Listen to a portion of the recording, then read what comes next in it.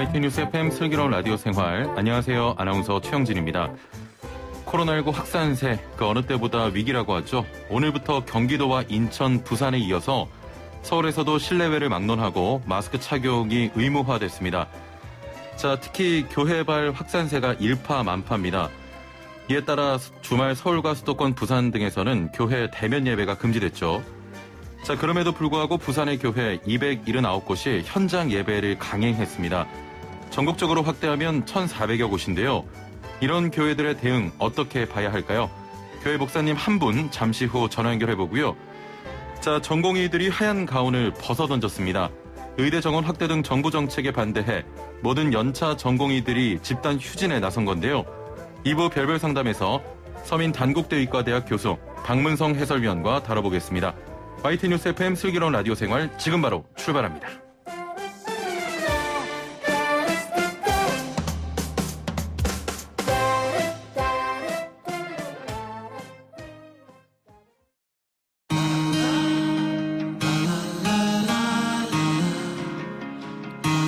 생활이 묻고 정보가 답한다.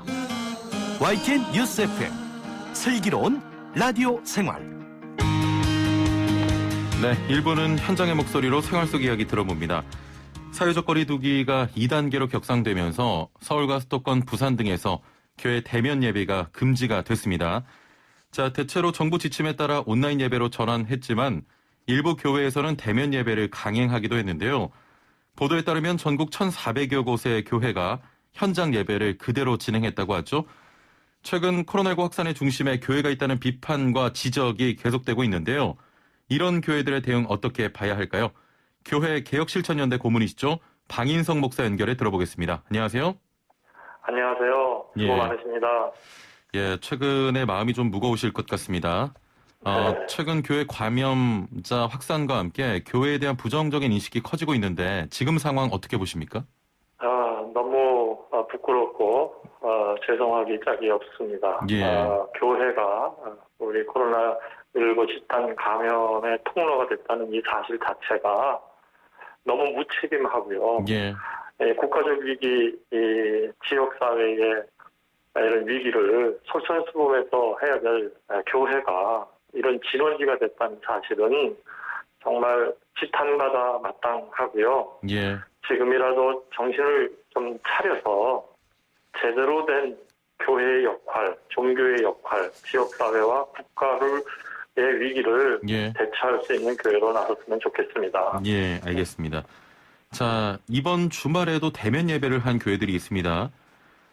교회를 다니지 않은 시민들 입장에선 학교 수업도 온라인으로 진행되는 상황에서 꼭 이렇게까지 모여서 예배를 해야 하는지 그런 의문이 들기도 하는데요. 예배라는 게 꼭 대면으로 모여서 이렇게 진행이 돼야 되는 겁니까?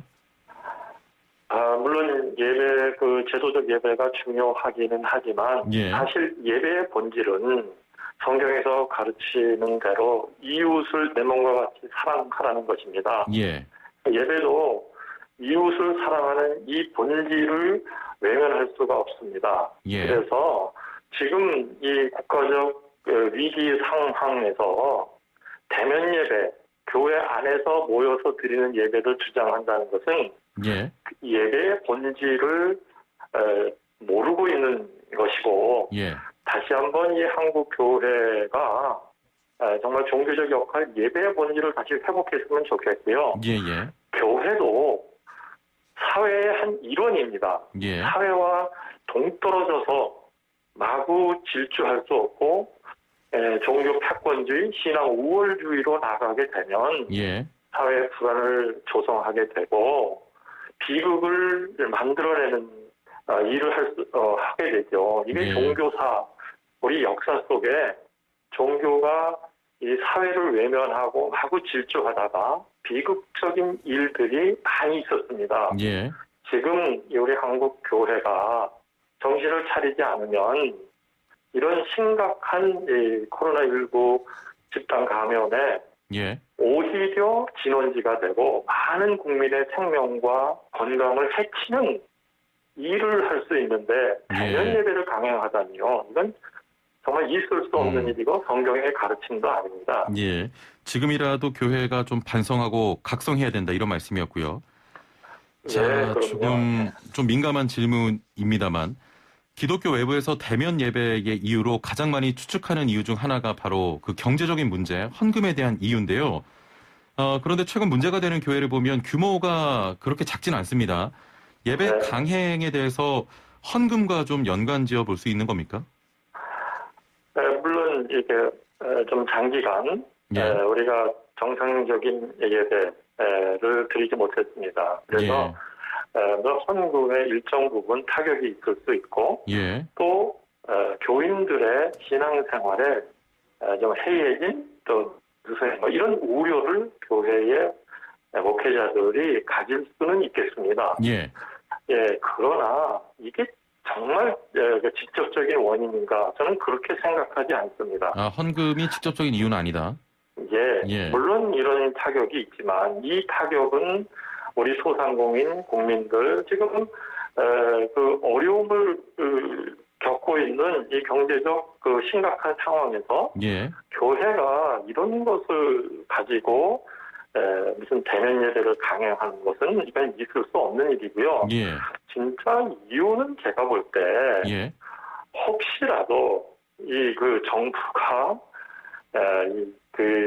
그들이 말하는 대로 개신교를 탄압하고 개신교를 뭐 어떻게 하려고 하는 것처럼 착각하고 있지 않은가. 저는 굉장히 그 우려를 표명하고요. 아니 그 민주정부에서 또 우리 국민들의 선거에 의해서 그 태동된 이 정부가 마구 이렇게 종교를 탄압할 수는 없습니다. 그동안의 행보도 볼 때 결코 그렇지 않았고요. 이 정부는 최선을 다해서 국민의 생명과 건강, 안전을 보호하기 위해서 너무 진한 노력을 했고 잘해왔습니다. 세계적으로도 칭찬을 받을 만한 그런 우리 국가가 되었습니다. 그런데 이 우리 개신교가 한국 교회가 이렇게 나서서 국격을 떨어뜨리고 자신의 조그마한 어려움 때문에 이런 예배를 강행한다고 하고 마구 정부에 대해서 종교 탄압이라고 하는 앞뒤가 맞지 않은 얘기를 하는 것은 이것은 종교 단체의 역할도 아니고요. 이건 교회의 지도자 목회자들이 발언해야 될 얘기가 아니라 오히려 힘을 합쳐서 국가적 위기, 코로나19 사태를 이겨나가는 데 솔선수범하고 앞장서야죠. 알겠습니다.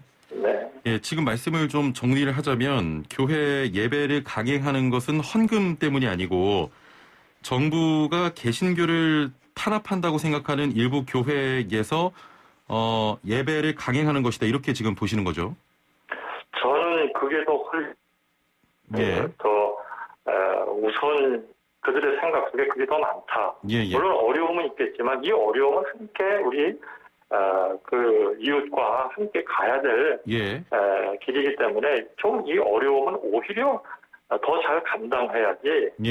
그들의 어려움을 뭐 벗기 위해서 저는 그런 이유보다는 그들의 그 종교 패권주의로 그 국가가 정부가 종교에 대해서 뭐라 그럴 수 없다라고 하는 잘못된 인식, 잘못된 사고에서부터 이렇게 예배를 강행한다라고 보고 있습니다. 알겠습니다. 관련해서 현재 가장 문제가 되고 있는 내용 중 하나가 사랑제일교회나 전광훈 목사 관련 내용인데요. 경찰의 조사가 진행이 되면서 정부가 방역을 핑계로 교회를 표적으로 삼아 사회에서 교회를 매장시키려 한다 이런 주장 현재 펼치고 있습니다. 교회에 대한 표적, 종교계 내에서는 어떻게 좀 판단을 하고 있습니까? 물론 뭐 다 그렇지는 않지만 대부분의 건강한 교육과 기자의 교육에서 우려를 표명을 하고 있습니다. 지금 이 상해교회는 한국교회를 추락시키고 한국교회를 망하게 하는 길로 가는 이러한 일이죠. 뉴스를 퍼뜨리면서 마구 목사님. 자, 지금 전화 연결 상태가 고르지 못해서 저희가 잠시 끊고 연결을 하겠습니다. 자, 지금 교회개혁 실천연대 고문 방인성 목사와 코로나19 관련 이야기 그리고 교회 예배 이야기하고 있는데요.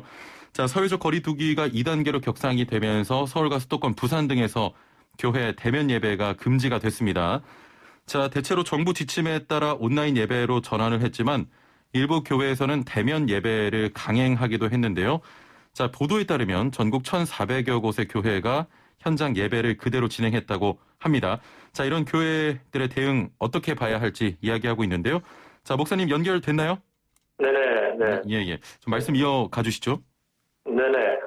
지금 전광훈 씨가 이렇게 예를 강행하고 8.15 그 광화문 집회면서 일어났던 이 행태는 사실 미리 예견된 일이었습니다. 이 전광훈 씨를 중심으로 한 사랑제일교회나 그 광화문 집회가 일어날 것이다. 이건 예전부터 이런 그 방역 당국의 조치를 지켜가지 않으면서 마구 질주하는 모습이기 때문에 사실 이 문제는 한국 교회에서 교단 법에 의해서 교회법에 의해서 전경을 제지해야 되고 그리고 사랑제일교회를 제지했어야 되는데 너무 미진한 태도로 그 진원지가 통합니다. 자.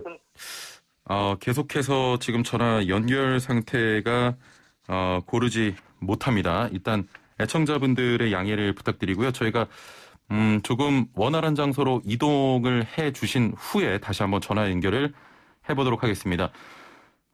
일단은 지금까지 말씀 나눈 좀 이야기를 공유를 드리자면 다시 한번 말씀을 드리자면 기독교 외부에서 대면 예배 이유 중 그 하나로 가장 많이 추측하는 이유 중 하나로 경제적인 문제, 헌금에 대한 이유를 꼽는데요.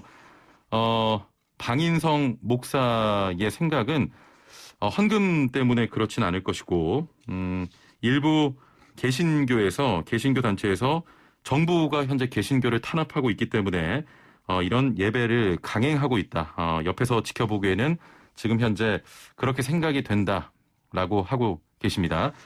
자, 연결이 다시 된 것 같습니다. 다시 한번 애청자분들의 양해를 바라고요. 자, 목사님 나와 계시죠? 여보세요? 예. 통화 좀 괜찮습니까? 예, 지금 조금씩 끊기는데요. 조금 끊깁니까? 예. 지금 아까보다는 좀 좋아진 것 같습니다. 말씀을 좀 다른 질문으로 이어가 보도록 하겠습니다. 자, 사랑제일교회에서는 좀 이런 상황을 설명하면서 순교라는 단어까지 언급을 했거든요. 이 상황에 맞지 않은 단어 같은데 순교란 단어 어떻게 보십니까?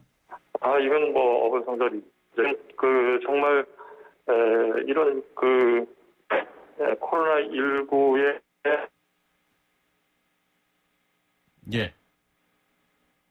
그 종교의 거룩한 용어인 순교를 쓴다는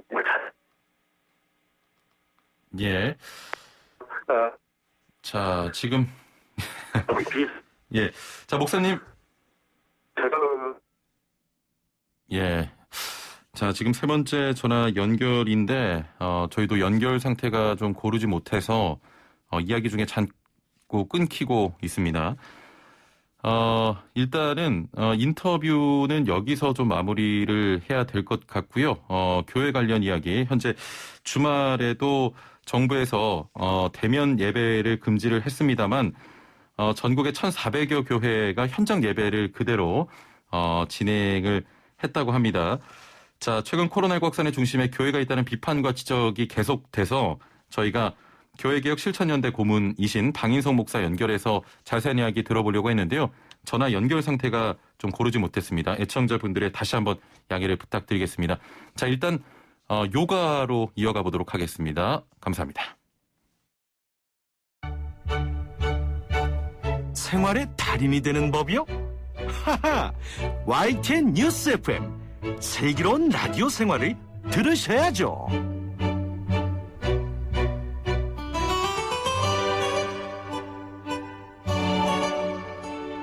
매일 3분씩 건강한 자세의 달인이 되는 시간입니다. 리 씨와 함께하죠. 안녕하세요. 나마스테. 네, 나마스테. 오늘 어떤 자세입니까? 네, 지난번에 이 엄마 자궁 속에 태아의 모습을 본떠서 만든 아기 자세. 기억나요. 네, 뭐였죠? 요가에서는? 몰라요. 발라아사나라고도 했잖아요. 네네. 이 자세를 배워봤는데 발라아사나에서 한 단계 더 나아가서 그 변형 자세로 스트레칭까지, 옆구리 스트레칭까지 해보는 자세를 오늘 배워보도록 할 거예요. 예. 네, 그래서 오늘 자세의 특징은 먼저 이 아기 자세 발라아사나를 통해서 심신의 안정감을 취해보고요. 예. 그 다음에는 옆구리 스트레칭을 연결해서 이어가면서 좀 머리를 맑게 깨워내는 그런 상태를 만들어보도록 할게요. 그러면 아기처럼 편안한 상태로 좀 먼저 만들고 그렇죠. 그리고 나서 옆구리 스트레칭 하는 거군요. 딩동댕동 맞습니다. 예, 제가 지금 좀 피곤해서 졸리는데 눈이 네. 좀 번쩍 뜰 것 같습니다. 네. 소개해 주시죠. 먼저 양쪽 다리를 가지런히 모아서 무릎을 꿇고 바닥에 앉아볼게요. 예. 두 다리를 모으는 것이 좀 불편하시다면 두 다리를 골반 너비만큼 벌려도 좋고요. 자, 그렇게 무릎 꿇고 바닥에 앉으신 상태로 호흡 크게 들이마시면서 상체를 길게 늘렸다가 예. 내쉬는 호흡에 두 손 앞쪽 바닥 향해서 한 손 한 손 뻗어내면서 상체를 앞쪽으로 숙여볼게요. 그렇게 이마가 바닥에 닿으면 예. 어깨 힘을 툭 빼면서 양손 바닥도 편안하게 바닥에 내려놔 볼게요. 예. 자, 그 상태로 다시 한번 심호흡을 크게 이어가 보시고요. 자, 좋아요. 자, 이번에는 예. 하체 그대로 둔 상태에서요. 두 손바닥 오른쪽을 향해서 바닥을 짚어내면서 이동해 볼게요. 예. 네, 이동하면 이동할수록 이 나의 상체 왼쪽 측면이 늘어나는 걸 느껴지실 수 있을 그렇습니다. 거예요. 그렇죠. 예. 그 상태에서 가능하신 분들은 왼손 바닥을 오른 손등 위에 얹어 놓으면서 나의 왼쪽 측면을 조금 더 늘려보시고요. 예. 자, 그리고 다시 중앙으로 오셨다가 이번에는 두 손바닥을 왼쪽 향해서 이동해 볼게요. 자, 이번에는 나의 상체 오른쪽 측면이 늘어나겠죠? 여기서 더 가능하신 분들은 나의 오른쪽 손바닥을 왼손등 위에 얹어 놓으시면서 예. 네, 오른쪽 측면 더 늘려봅니다. 호흡 깊게 이어가시고요. 다시 중앙으로 돌아오시면서 상체 둥글게 말아서 머리 맨 마지막으로 일으켜 세웁니다. 예. 리시쌤이 시작하기 전 오늘 스트레칭의 특징이 심신의 안정감을 먼저 좀 주고 그렇죠. 그리고 나서 머리를 맑게 깨어낸다고 했는데 네. 정말 오늘 딱 그런 동작 같아요. 힐링이 되는 그런 느낌입니다. 네, 힐링 되셨으면 오늘 정말 좀 건강한 하루로 활기차게 시작하길 바라겠습니다. 예, 알겠습니다. 자, 3분 요가 리씨와 함께했습니다. 감사합니다. 나마스테. 네, 나마스테.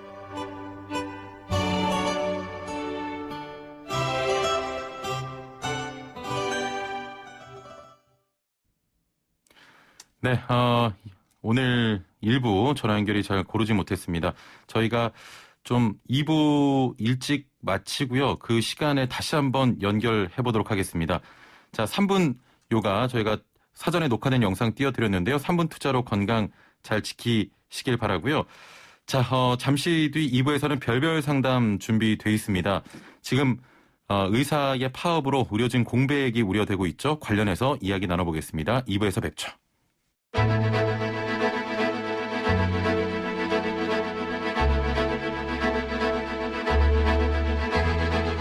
구석구석 알찬 정보들을 모아 지혜로운 생활로 인도합니다. YTN 뉴스 FM 슬기로운 라디오 생활. 네, 생활 속 별별 이야기 함께 나눠보는 별별 상담 시간입니다. 정부가 의과대학의 정원 확대와 공공의대 설립 등의 정책 추진을 발표하면서 의료계의 반발이 거셉니다.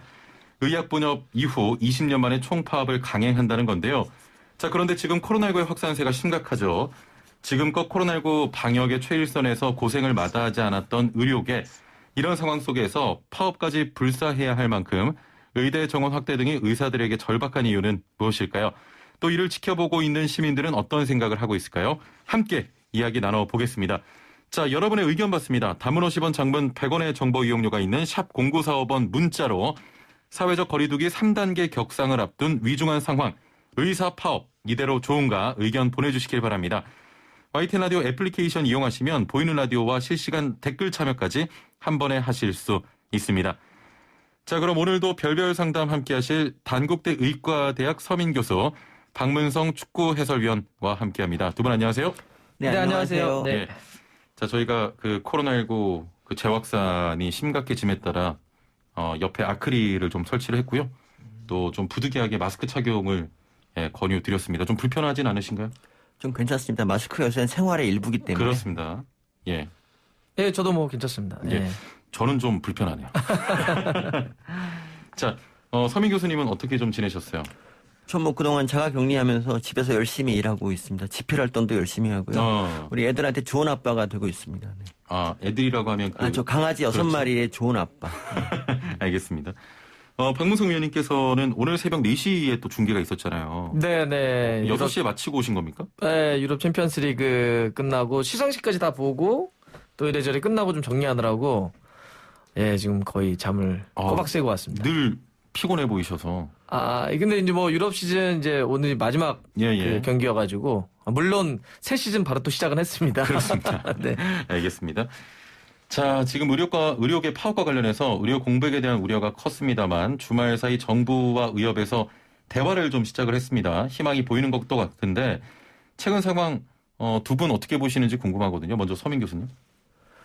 그러니까 사실 이 코로나 시국이 아직 안 끝났는데도 불구하고 이제 먼저 이렇게 뭐 의사들을 자극하는 그런 정책을 펴고 또 뭐 철회할 수 없다 뭐 이런 식으로 이제 나오고 또 뭐 면허 취소한다 뭐 이런 식으로 얘기한 거는 정말 굉장히 잘못된 거고요. 그러니까 사실 의사들 덕분에 코로나 잘 극복했다고 얘기한 게 진짜 뭐 얼마 되지도 않았는데 왜 갑자기 이렇게 의사들을 적폐로 몰면서 공격하는지 저는 도저히 이해할 수가 없었고요. 사실 그 의약분업 파업이 20년 전에 있었잖아요. 그때만 해도 사실 이제 그 의사들 중에서도 야 이거는 뭐 해야 되지 않나 이런 생각도 있었어요. 근데 지금은 거의 모든 의사들이 일치 단결해서 오직 학생들까지 다 동원돼서 그냥 반대를 하고 있습니다. 그러니까 우리가 옳다는 확신이 있기 때문에 이런 겁니다. 아, 그렇군요. 네. 오늘 한 3달 가까이 함께 해오면서 오늘 처음으로 전문 분야를 만나신 것 같습니다. 네, 감사합니다. 박문성 위원님은 어떻게 생각하십니까?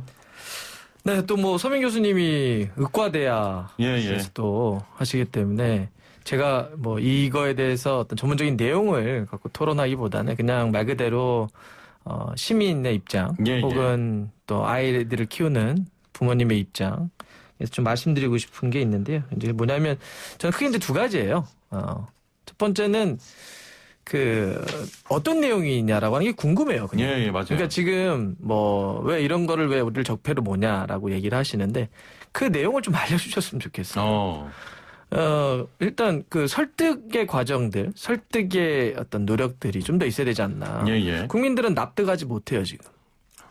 내용 잘 모르니까요. 맞아요. 말 그대로 그 내용입니다. 그래서 내용을 좀 오늘 시간이 있으니까 좀 납득시켜주시면 좋겠다와 두 번째는 왜 이 시점에서 파업 이야기가 나오는지. 맞습니다. 시기에 대한 타이밍에 대한 뭐 그런 게 조금 아쉽죠. 그리고 좀 걱정되기도 하고요. 그렇습니다. 오늘 주제가 주제이니만큼 뭐 저와 박문성 위원님께서도 뭐 강력하게 말씀드리긴 어려울 것 같은데 국민의 한 사람으로서 사실 내용을 잘 모르겠어요. 의대 정원을 더 충원하면 국민의 입장에서는 좋다고 생각이 드는데 일단 이 부분이 왜 본인들을 적폐로 본다는 것인지가 일단 너무 궁금하고요. 두 번째는 맞습니다. 코로나19 지금 엄중한 상황이거든요. 왜 이때 하필 의료진이 파업을 강행해야 되는가? 이 2가지 좀 설득을 좀 해주시죠. 먼저 우리나라가 의료 접근성이 부족한 나라가 아닙니다. 그러니까 뭐 어떤 사람이 글을 썼는데 여기 뭐 목포에 산다. 근데 이제 수술 받으려면 1시간을 가야 된다. 근데 사실은 세계 어느 나라를 가도 1시간 안에 이렇게 뭐 가서 수술 받고 이렇게 그러니까 의료 접근성 면에서는 최고란 말이죠. 그러니까 미국 같으면은 뭐 당일 진료도 안 되고 몇 개월 기다리는 게 미국 진료고 영국 진료입니다. 근데 우리나라는 당일 진료가 거의 98%가 가능합니다. 그러니까 우리 국민 1인당 평균 17번 정도 외래 진료를 봐요. 이게 OECD 최고예요. 1년에. 그러니까 OECD 평균이 8회가 안 되는데. 많이 받는군요. 굉장히 많이 받고. 그러다 보니까 쓸데없이 병원 오는 사람이 굉장히 많습니다. 그러니까 몸이 좀 안 좋은데 그냥 병원이나 가볼까 함으로써 낭비되는 의료비가 굉장히 많고요. 그러니까 의사가 많을수록 국민에게 더 의료비가 높아져서 손해를 보는 구조거든요. 그래서 이제 저희들이 의사 파업을 의사 파업을 찬성하는 이유가 그거고. 그리고 두 번째로 이제 이게 밥그릇 싸움이라고 보시는 분도 있어요. 근데 당연히 밥그릇 지키는 그런 마음도 있죠. 그러니까 의사 밥그릇을 의사가 아니고 누가 챙겨줍니까? 근데 그 밥그릇을 제한할 때 그게 국민 건강에 도움이 되고 명분이 있다면 얼마든지 저희는 희생할 각오가 있습니다. 근데 그게 아니라는 거죠. 예를 들면 지금 의대 정원을 늘린다고 해서 지방으로 의사들이 갈까요? 안 간다는 거죠. 다 수도권으로 몰리겠죠. 그렇죠. 그러니까 지금 중요한 게 지방이 정말 공공의료 병원이 필요하다 그러면 정부가 병원을 짓고 의사를 초빙해야죠. 근데 정부는 돈을 하나도 안 쓰고 그냥 의사들만 지방으로 가라라고 얘기를 하고 있어요. 그러니까 그거 자체가 굉장히 잘못. 우리나라가 공공의료 비율이 되게 낮은 거 아세요, 혹시? 그러니까 유럽 같은 경우는 거의 100% 공공의료고 우리나라는 거의 병원에 거의 10% 미만 정도만 공공의료입니다. 6%라는 소리 있는데 정부가 그만큼 공공병원을 짓지 않았어요. 그리고 짓지 않은 데다가 적자 난다는 이유로 자꾸 이제 뭐 병원을 없애려고 그러고 막 이런 식으로 했었어요. 그러니까 이제 와서 갑자기 공공의료 부족하다라고 하는 게 이해가 안 가는 거죠. 저희로서. 정부가 그렇게 해왔는데 갑자기 이제 와서 공공의료기관 부족하다 인원 더 뽑아서 지방으로 보내겠다. 이게 말이 안 된다는 말씀이신 거죠? 그러니까 그렇죠. 그러니까 의사를 늘린다고 공공의료가 살아나는 거 아니고 정부가 공공병원을 많이 지어야 공공의료가 살아나는 것이죠. 근데 예를 들면 이국정 교수 같은 경우 왜 중증외상센터가 왜 우리나라가 안 됩니까? 돈이 없어서 그냥 민간이 하긴 어려운데 정부가 해야 되거든요. 근데 정부가 안 하니까 이 문제가 되는 거거든요. 그러니까 정부가 정말 중증외상 병원을 짓고 의사 뽑아서 진료하게 하면 우리나라 잘 될 수 있습니다. 아, 그렇군요. 알겠습니다. 애플리케이션으로 NAK님께서는 급한 불부터 끄고 정부와 의료계가 머리를 맞대고 토론해서 결론 내주세요. 지금은 치료에 집중할 때다 이렇게 말씀하셨는데 자, 두 번째 질문입니다. 지금 코로나19 지금 3단계 격상 두고 있는데 지금 시기에 왜 파업을 하는 겁니까? 그러니까 지금 시기에 먼저 이제 정부가 그런 정책을 폈기 때문에 그런 것도 있고요. 그리고 코로나 진료는 이제 전공의들이 알아서 이제 다시 하기로 했고, 그리고 보다 중요한 게 이제 보건복지부가 이렇게 말했거든요. 지금 10년 뒤 이제 의사가 늘어나는데 왜 그때 일을 갖고 지금 난리냐 그러는데 10년 뒤에 의사가 늘어나면 그때는 말릴 수가 없습니다. 그러니까 예를 들면 공공의대 같은 게 제일 문제가 되는 게 공공의대는 그냥 공공병원에만 근무해야 된다는 그런 페널티를 가지고 이제 의사를 시작하는 거거든요. 근데 그런 의과대학에 누가 가겠습니까? 사실 의사는 말이죠. 조금 약간 저처럼 약간 덜 떨어진 애가 가면 그 사람이 나중에 의사가 된 다음에 평생 면허잖아요. 100명의 사람을 죽일 수가 있습니다. 그러니까 그 공공의대에서 배출된 사람들이 과연 어떤 사람들이냐. 그냥 일반 의대는 못 갈 수준의 사람들이 가서 오진을 남발한다면 그게 국민 피해로 돌아올 수 있거든요. 그래서 저는 그게 의대 교육 과정에서 머리 좋은 애들이 가도 유급을 그렇게 많이 하는데 만약 그보다 훨씬 못한 애가 의대 가서 어떻게 될 것인가. 그게 너무 무서운 거죠, 저희는. 돌파리의 양산 이런 게.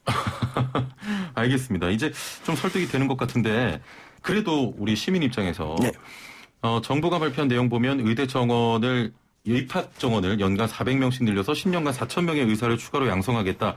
자, 공공의대 설립하고 관련 졸업자의 지방 의무 근무제 도입하겠다 이런 내용인데 저희 그 시민의 입장에서는 긍정적인 거 아닙니까?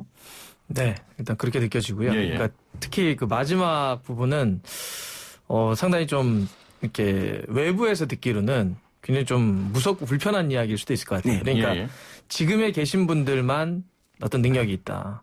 다른 어떤 외부의 어떤 자극을 받아들인다든지 경쟁을 받아들인다든지 폭을 넓히는 게 왜 그렇게 좀 뭐 돌팔이라고 표현을 하셨는데 굉장히 좀 위험한 말씀이실 것 같아가지고 저는 예를 들어서 그게 어떤 거든지 뭐 그게 스포츠건 어떤 일반 사회건 간에 유리천정을 놓고 사다리를 걷어치우는 거야말로 우리 사회 전체적인 문제인 건데 근데 그렇게 얘기를 하시면 그건 좀 위험한 표현이 있지 않을까 싶고요. 두 번째는 들으면서 느꼈던 건데 그렇게 말씀하시는 내용들을 굳이 파업이라고 하는 형식을 통해서만 얘기할 수 있냐는 거예요. 옛날엔 그렇게 뭔가 얘기할 수 있는 플랫폼이나 얘기할 수 있는 공간이 없었으니까 길거리에 나와서 전단지를 뿌리고 구호를 외치고 시위를 했던 거죠. 하지만 지금은 굉장히 많은 공간들이 있습니다. 이렇게 나와서 라디오에서 얘기하실 수도 있고 유튜브를 통해서 하실 수도 있고 혹은 다양한 방식을 통해서 이야기를 하면서 토론하고 이야기를 할 수 있음에도 불구하고 지금 파업이라고 하는 강대강만 있으면서 이렇게 사실은 저희가 그러면 반대 토론을 할 수 있는 위치는 아닌 거잖아요. 그러니까 들으면 분명히 그거에 대한 반대 토론을 할 수 있는 입장이 있을 겁니다. 이런 분들하고 계속 끊임없이 토론하면 주위에 있는 어차피 누구든지 이 싸움에서 이겨야 되지 않겠습니까? 이기려고 싸우시는 걸 거 아닙니까? 그러면 이기려고 한다면 중요한 것 중에 하나가 여론인데 여론을 움직이려면 아까 했던 것처럼 납득을 시켜야 되지 않겠어요?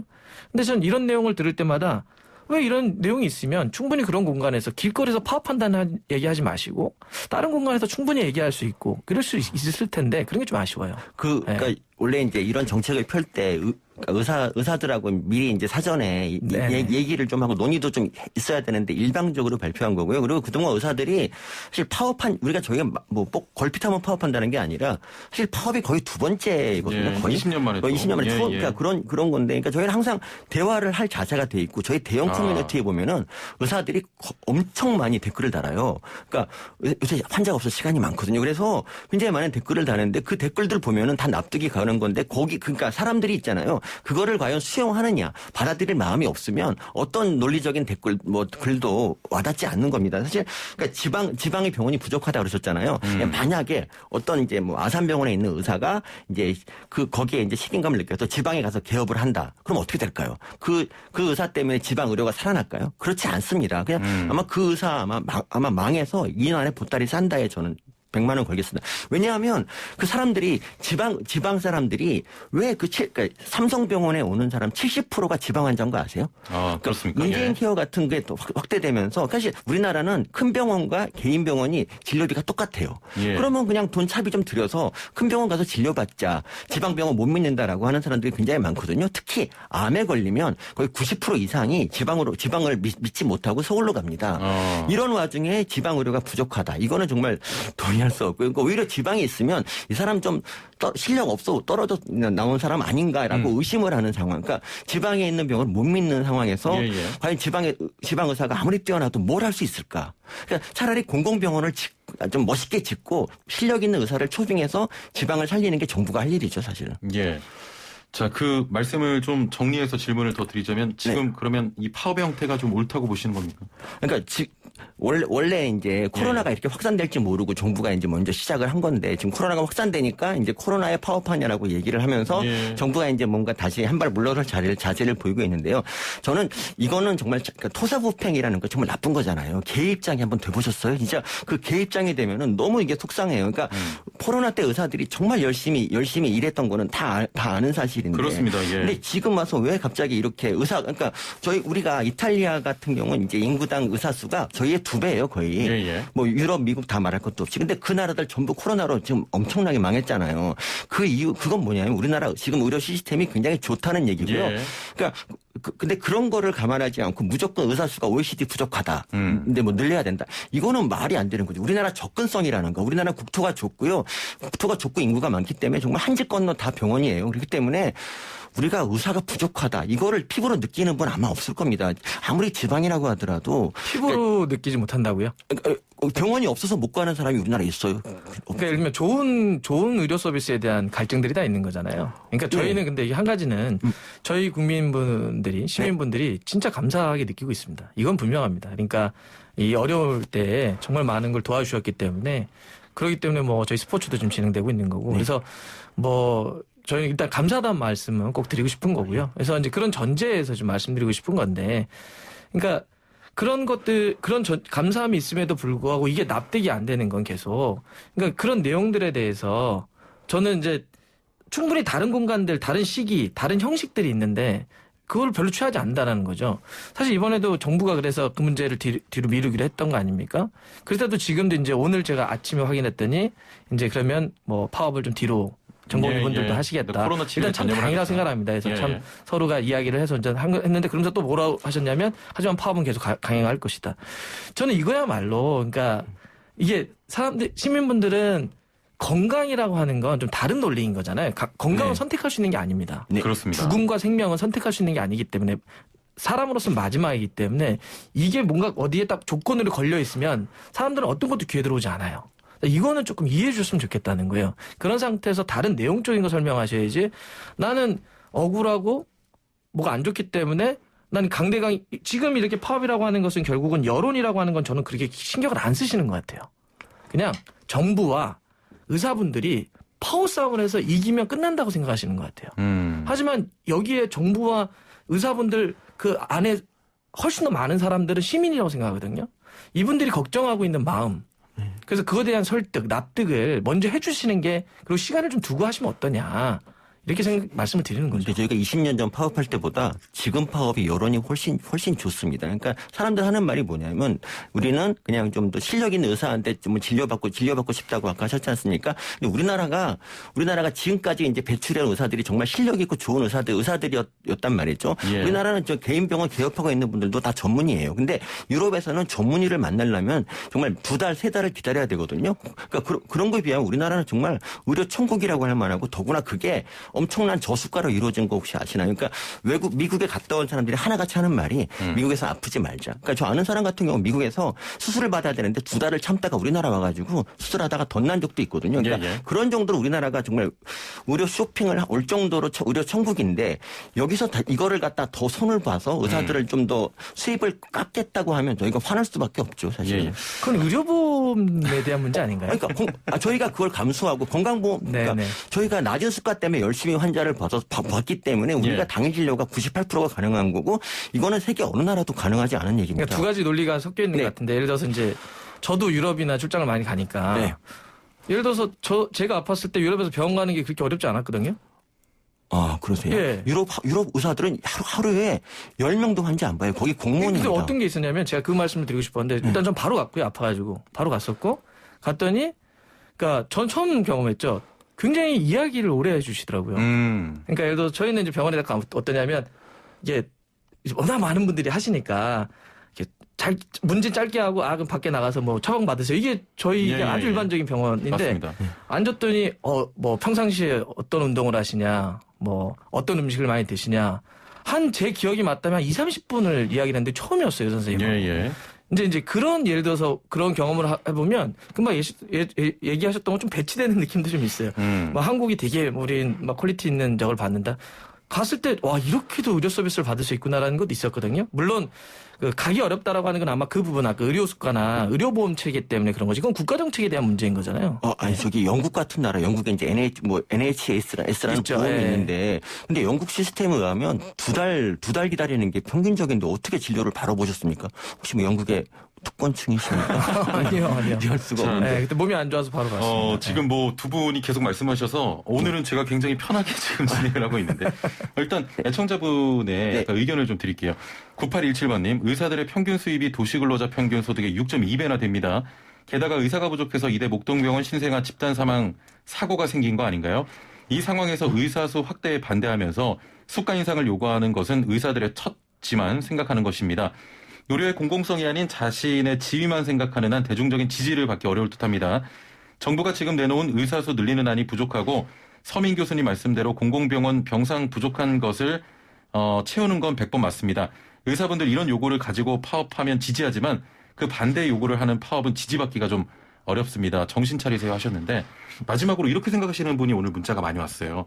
정리하는 차원에서 다시 한번 설득을 하시든지 한 말씀만 부탁드리겠습니다. 그러니까 저희도 공공병원 공공병원을 지어라라고 얘기를 하고 공공병원 지으면 그게 저절로 해결된다라고 지금 말씀을 드리고 있는 거고요. 그러니까 그리고 그게 의사수를 늘린다고 그게 저절로 되는 게 아니다고 계속 말씀드리고 그리고 이대병원 신생아실 같은 경우 그게 진짜 문제인 게 신생아학을 하고 싶은 사람이 없습니다. 왜냐하면 수가는 낮은데 그게 잠도 못 자고 거의 당직의 일상이거든요. 교수가 돼도. 그렇기 때문에 거기에 인력이 모자랄 수밖에 없어요. 그러니까 기피과에 대한 수가를 올리는 거야말로 그러니까 그거야말로 사실 진짜 해야 될 일인데 그런 걸 하나도 안 한다는 게 정부가 좀 직무유기라고 봅니다. 예, 알겠습니다. 짧게 한마디만 부탁드리겠습니다. 일단 감사드립니다. 진짜 의사분들이 너무 이 시국에서 노력해주고 진짜로 이렇게 아마 시민분들 다 그렇게 생각하실 거예요. 그렇습니다. 진짜 고맙다는 말씀을 꼭 드리고 싶었고요.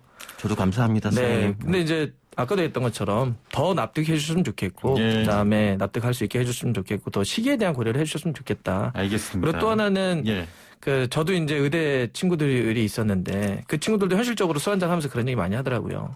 사실 어떤 과를 선택을 할 것인가 이때 고민 많잖아요. 그때 다 어찌 보면 더 좀 쉬운 길을 갈 것이냐 어려운 길을 갈 것이냐 이런 게 있는데 그만큼 참 의사에게는 어려운 것 같아요. 그러니까 그런 고민을 하시는 것 같은데 근데 그럼에도 불구하고 그 안에는 그런 이해와 이득들도 있는 거 아닙니까? 그죠? 그런 거에 대해서도 그냥 허심하게 터놓고 얘기하는 것도 좀 의료에 대한 문제 좀 개선하는 방법이라고 생각합니다. 알겠습니다. 자, 두 분 말씀 오늘 여기까지 듣겠습니다. 감사합니다. 네, 감사합니다. 네, 고맙습니다. 한국대의과대학 서민교수 박문성 축구 해설위원과 함께했습니다. 네, 일부에서 전화가 좀 끊겨서요. 다시 한번 연결해서 자세한 중요한 내용 좀 들어보도록 하겠습니다. 교회 개혁실천연대 고문 방인성 목사와 다시 한번 연결해 보겠습니다. 목사님 나와 계신가요? 예. 네. 자, 시간이 얼마 없어서 바로 질문을 드려보도록 하겠습니다. 네. 자, 전광훈 목사와 사랑제일교회 그동안 이런 사태를 일으킬 거란 짐작을 하게 하는 그런 행동들 많이 해왔지 않습니까? 네, 그렇죠. 자, 그러면서 기독교 자체적으로 좀 제어할 방법이 없었는지에 대한 비판도 일고 있습니다. 징계를 주거나 강제할 방법 같은 게 없습니까? 있죠. 이건 예. 비신앙적이고 비성경적인 가르침을 했었고, 그리고 예. 가짜 뉴스를 퍼뜨리면서 사회의 불안을 조성한 것이 꽤 오래됐습니다. 예. 특별히 코로나19 이 상황에서요. 예. 이것은 교단에서 그 교회법으로 징계할 수 있습니다. 해야 예. 됩니다. 그리고 연합체가 있습니다. 우리 한국 교회는 그 한국교회연합총회라든가 총연합회라든가 한국기독교협의회라든가 또 그 전광훈 씨가 소속되어 있는 한기총이라든가 예, 이런 예. 데서는 한국 교회의 그런 그 기준을 생각해서 예. 이런 전광훈 씨는 교회법으로 다스렸어야지 됩니다. 이건 사회 공권력이 나서기 전에 했어야 되는데 예. 오히려 교회가 미진하고 어떤 면에서 전광훈 씨를 이렇게 만들어준 책임도 큽니다. 예.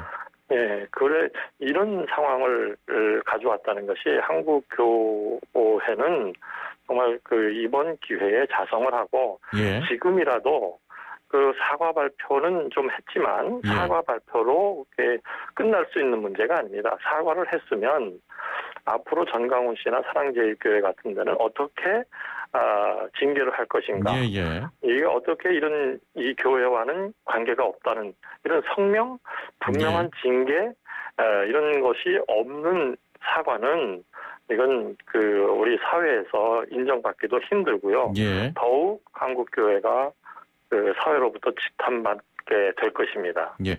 확실한 징계 처분이 있어야 될 것이다 이런 말씀이신 거죠? 그렇죠. 그건 예. 지금이라도 해야 됩니다. 예. 네. 자, 이번 상황을 보면서 특히 그 보수계 교회를 중심으로 정치화 문제가 자주 등장을 합니다. 네. 사랑제일교회를 비롯해 정치적인 성향을 드러내고 있는 교인들에게 전파하고 이런 문제에 침묵하고 있었냐, 이런 정치색을 드러내는 교회에게 왜 침묵을 하고 있었냐, 이런 지적도 좀 나오는데 어떻게 보십니까? 네, 교회가 정부나 또 권력자들에게 예언자적인 목소리를 낼 수 있습니다. 이것은 성경에서 많은 예언자들이 예. 그렇게 했었습니다. 그러나 이번 전광훈 씨나 또 지금 구구적 한국 교회에서 보여주는 이 행태는 예. 이것은 정치적인 메시지라기보다는 우리 이 민주 사회를 존중하고 이웃의 아픔을 함께 하면서 우리가 바른 길로 가고자 하는 그런 목소리가 아니라 불안을 야기하고 그리고 이 국민의 생명과 건강을 최우선으로 지켜야 될 정부에 대해서 예. 마구 이렇게 방역 수칙도 지키지 않고 자신들의 의견을 내는 것은 정당성도 없고 그렇게 의견 내는 것이 어떤 이상한 목적이 있지 않는 한 예. 이것은 있을 수 없는 그런 행태입니다. 이것은 국민의 생명과 건강 안전을 내는 이념, 종교, 정치와는 무관하게 우리가 이 위기를 극복하고 국민의 생명을 보호하는데 지켜가는데 앞장서고 해야지만 그게 종교의 본연의 모습이고 종교가 있는 공공 이익을 위한 그런 바른 이 사회의 이론이 되지. 만일 이런 식으로 한국교회가 간다면 사회로부터 지탄받고 이것은 내부적으로도 심각한 상태로 망하는 길로 갈 수밖에 없다. 저는 이렇게 생각합니다. 알겠습니다. 오늘 여러 번 전화 연결했는데요. 응해 주셔서 감사합니다. 정말 죄송합니다. 이제 또 매끄러웠으면 좋았을 텐데 수고 많이 하십시오. 다음번에 또 모시겠습니다. 감사합니다. 네, 감사합니다. 지금까지 방인성 목사와 함께했습니다. 자, 코로나19 재확산이 심각하고 장마가 끝난 지 얼마 되지 않았는데요. 또 8호 태풍 바비가 북상하고 있습니다. 바람도 강하게 불고 비도 많이 올 텐데요. 피해 없도록 대비 미리 해주시길 바라고요. 4시각 56분 날씨와 교통정보 들으시면서 실시간 상황 살피시길 바랍니다. 내일 뵙죠. 최영진이었습니다. 고맙습니다.